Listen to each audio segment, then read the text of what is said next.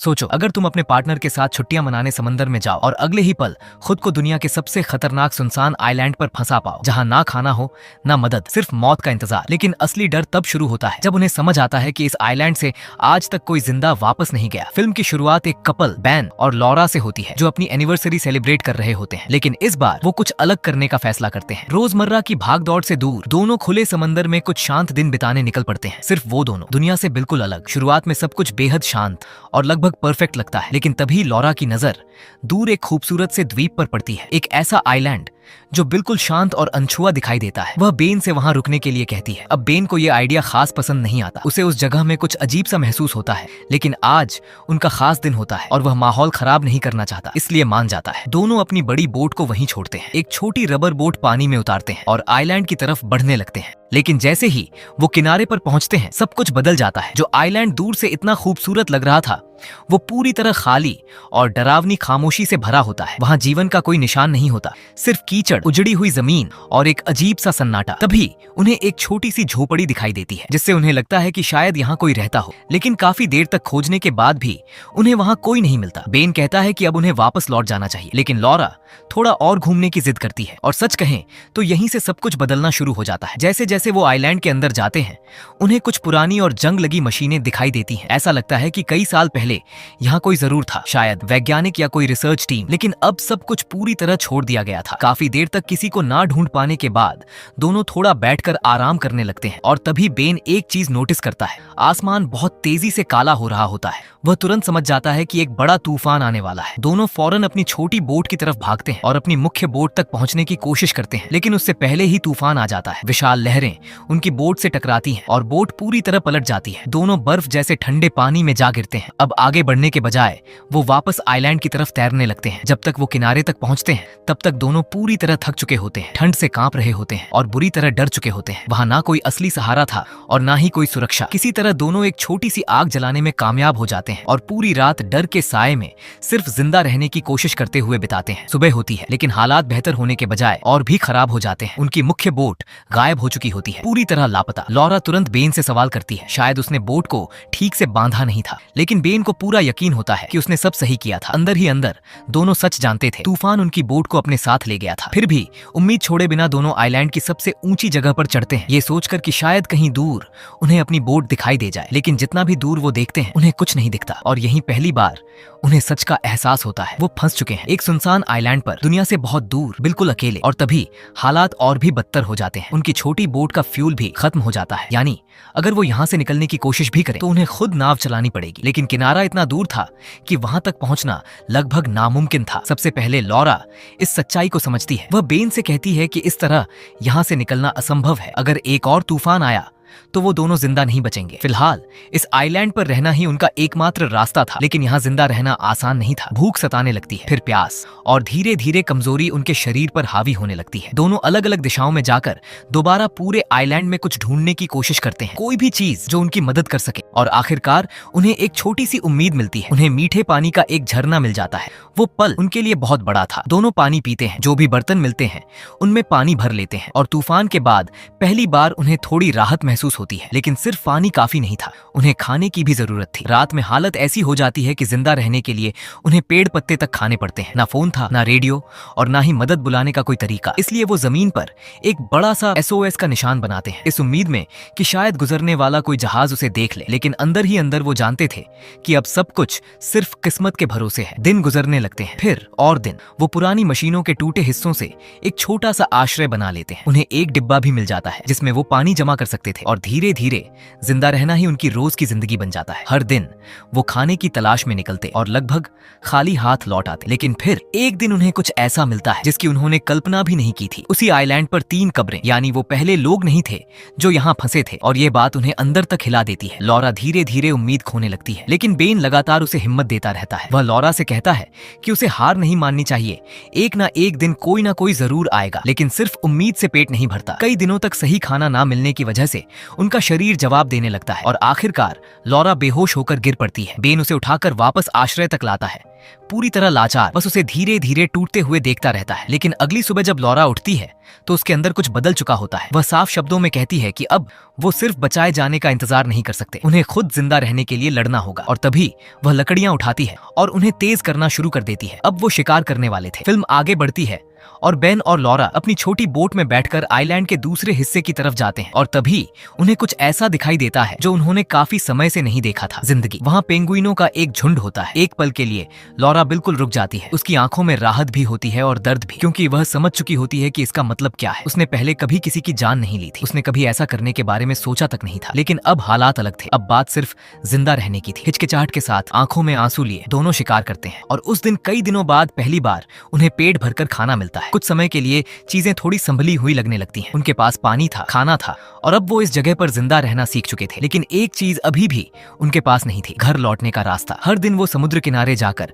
अंतहीन समंदर को देखते रहते, इस उम्मीद में कि शायद उन्हें कुछ दिखाई दे जाए, कोई बोट, कोई जहाज या जिंदगी का कोई निशान। लेकिन हर रात वो खाली हाथ वापस लौटते। दिन हफ्तों में बदल जाते हैं और हफ्ते धीरे धीरे महीनों में। फिर एक दिन सब कुछ दोबारा बदल जाता है। वो फिर से शिकार करने जाते हैं, लेकिन इस बार पेंगुइन वहां नहीं होते, पूरी तरह गायब। और इसी के साथ उनका सबसे बड़ा खाने का सहारा भी खत्म हो जाता है। लॉरा के चेहरे पर साफ दिखाई देता है कि ये सिर्फ निराशा नहीं है, वह पूरी तरह टूटने लगी थी। उसे वो पहला दिन याद आता है जब वो यहाँ फंसे थे और उसे एहसास होता है कि वो फिर से उसी बेबसी वाली जगह पर आ चुके हैं। इस बार वह और सहन नहीं कर पाती। वह बेन से कहती है कि उन्हें यहाँ से निकलना होगा, उन्हें छोटी बोट लेकर समंदर में निकल जाना चाहिए, शायद कोई उन्हें देख ले। लेकिन बेन तुरंत इस बात को मना कर देता है। वह समझाता है कि बाहर उनके पास कुछ नहीं है, ना कोई दिशा, ना नक्शा और ना ही जिंदा बचने की कोई गारंटी। कम से कम यहाँ उनके पास पानी तो है। लेकिन लॉरा पलट कर कहती है, ये कैसी सुरक्षा है अगर हमें धीरे धीरे यहीं मरना है। और यहीं से दोनों के बीच तनाव बढ़ने लगता है। उसी रात जब दोनों के बीच बहस चल रही होती है, तभी अचानक कुछ ऐसा होता है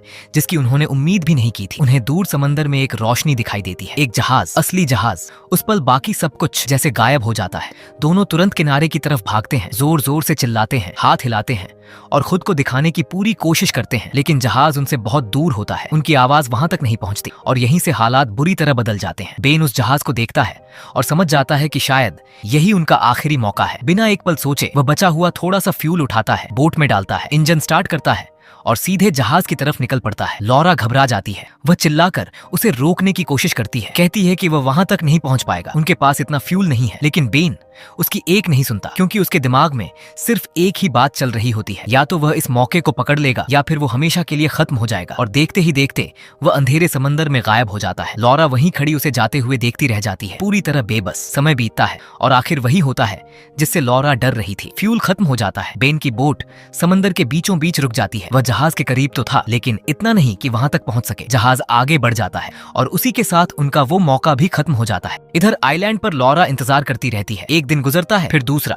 लेकिन बेन वापस नहीं आता। धीरे धीरे सच्चाई उसके अंदर उतरने लगती है। बेन अब वापस नहीं आएगा, ये एहसास उसे पूरी तरह तोड़ देता है। अब वह सच में अकेली रह गई थी, लेकिन फिर भी वह खुद को जिंदा रहने के लिए मजबूर करती है, क्योंकि अब हार मानने का मतलब सिर्फ मौत था। फिर कुछ दिन गुजरते हैं और एक सुबह अचानक दरवाजे पर दस्तक होती है। पहले तो उसे यकीन ही नहीं होता। वह दरवाजा खोलती है और सामने बेन खड़ा होता है, जिंदा लेकिन मुश्किल से। उसका शरीर घावों से भरा हुआ होता है और उसकी टांग की हालत बेहद खराब होती है। लॉरा अपनी आंखों पर यकीन नहीं कर पाती। दर्द से कराते हुए बेन उसे बताता है कि आखिर हुआ क्या था। वह जहाज तक कभी पहुंच ही नहीं पाया। फ्यूल खत्म होने के बाद तेज लहरों ने उसकी बोट को चट्टानों से टकरा दिया। बोट टूट गई और उसकी टांग बुरी तरह जख्मी हो गई, लेकिन उसने हार नहीं मानी। पूरे 4 दिनों तक वह लगातार कोशिश करता रहा, खुद को घसीटता रहा, किसी तरह जिंदा रहता रहा और आखिरकार वापस लौट आया। लेकिन अब उसकी हालत बेहद नाजुक थी। उसकी टांग से लगातार खून बह रहा था और बिना किसी मेडिकल मदद के अब लॉरा को खुद कुछ करना था। इसलिए वह वो करती है जिसके बारे में उसने कभी सोचा भी नहीं था। वह खुद अपने हाथों से उसकी चोट सिलती है। दर्द इतना भयानक होता है कि बेन तुरंत बेहोश हो जाता है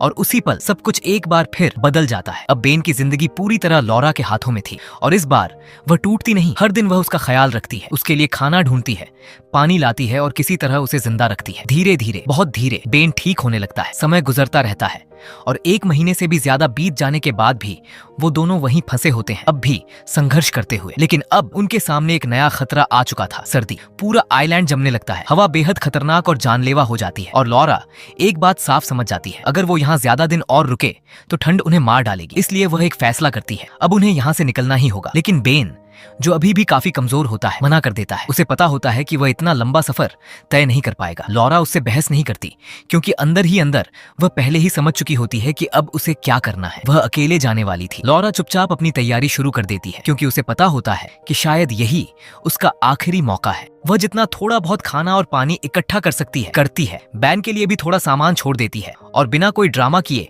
अकेली निकल पड़ती है। ना कोई साफ दिशा, ना कोई भरोसा, सिर्फ एक मकसद, मदद ढूंढनी है वरना वापस नहीं आना। लेकिन शुरुआत से ही सफर बेहद खतरनाक हो जाता है। ठंड सिर्फ तकलीफ नहीं दे रही थी, वह धीरे धीरे उसे खत्म कर रही थी। हर कदम के साथ उसका शरीर कमजोर होता जाता है। पहला दिन गुजर जाता है लेकिन कुछ नहीं मिलता। दूसरा दिन भी ऐसे ही निकल जाता है और तीसरे दिन तक वह पूरी तरह टूटने लगती है। उसका शरीर जवाब देने लगता है। एक समय ऐसा आता है जब वह बर्फ में गिर पड़ती है और हिल तक नहीं पाती और उसी पल ऐसा लगता है जैसे सब खत्म होने वाला है। वह बस वहीं पड़ी रहती है, खाली नजरों से देखते हुए, सब कुछ छोड़ देने के लिए तैयार। लेकिन तभी उसके दिमाग में एक ख्याल आता है, अगर वह यहाँ मर गई तो बेन भी मर जाएगा। और यही बात उसे दोबारा खड़ा कर देती है। जितनी भी ताकत उसके अंदर बची होती है वह खुद को उठाती है और आगे बढ़ना जारी रखती है, एक एक कदम घसीटते हुए। और फिर आखिरकार दूर उसे कुछ दिखाई देता है, एक छोटी लाल रंग की बिल्डिंग। पहले तो उसे यकीन ही नहीं होता, लेकिन जैसे जैसे वह करीब जाती है उसे समझ आता है कि वह एक रिसर्च स्टेशन है। अपनी बची हुई आखिरी ताकत से वह अंदर पहुंचती है लेकिन वहां कोई नहीं होता, सिर्फ खामोशी। एक पल के लिए उसे लगता है कि ये भी उसके साथ हुआ कोई क्रूर मजाक है, लेकिन फिर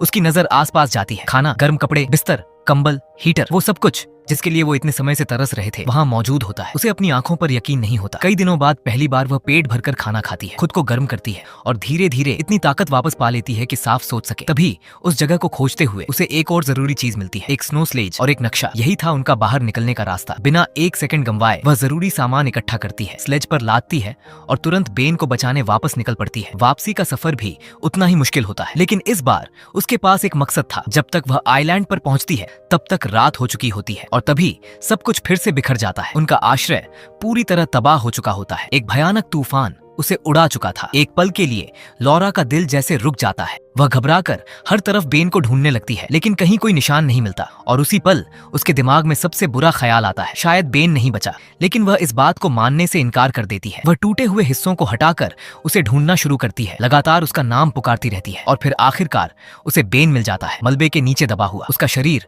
बर्फ की तरह ठंडा होता है, बिल्कुल शांत, ना कोई हरकत, ना कोई जवाब। लॉरा बिना समय गंवाए उसे बाहर निकालती है, पूरी ताकत से उसे स्लेज पर रखती है और रिसर्च स्टेशन की तरफ दौड़ पड़ती है। अब हर सेकंड मायने रखता था। जब वह स्टेशन पहुंचती है तो तुरंत काम में लग जाती है। वह बेन के गीले कपड़े उतारती है, हीटर चालू करती है, उसे गर्म कपड़ों और कंबलों में लपेटती है और फिर इंतजार करने लगती है। सेकंड मिनट जैसे लगने लगते हैं और मिनट जैसे कभी खत्म ही नहीं होंगे। लेकिन धीरे धीरे बेन का शरीर प्रतिक्रिया देने लगता है, उसके शरीर में गर्मी लौटने लगती है और फिर आखिरकार वह अपनी आंखें खोल देता है, जिंदा। बेन चारों तरफ देखता है, पूरी तरह हैरान। गर्मी, खाना, सुरक्षित जगह, उसे सब किसी सपने जैसा लगता है, ऐसा सपना जिस पर उसे यकीन नहीं हो रहा था। लेकिन लॉरा उसे गले लगाकर कहती है कि ये सब सच है और बहुत लंबे समय बाद पहली बार वो दोनों सुरक्षित थे। आखिरकार उनके सिर पर छत थी, सही खाना था, गर्मी थी और ऐसी जगह थी जहां उन्हें हर सेकंड सिर्फ जिंदा रहने के लिए लड़ना नहीं पड़ रहा था। वो हंसते हैं, यहाँ तक कि डांस भी करते हैं, इसलिए नहीं कि सब कुछ परफेक्ट हो गया था, बल्कि इसलिए क्योंकि वो इस नरक से बचकर निकल आए थे। कुछ शांत दिन गुजरते हैं और फिर आखिरकार वो पल आता है जिसका उन्हें इतने समय से इंतजार था, एक जहाज। लेकिन इस बार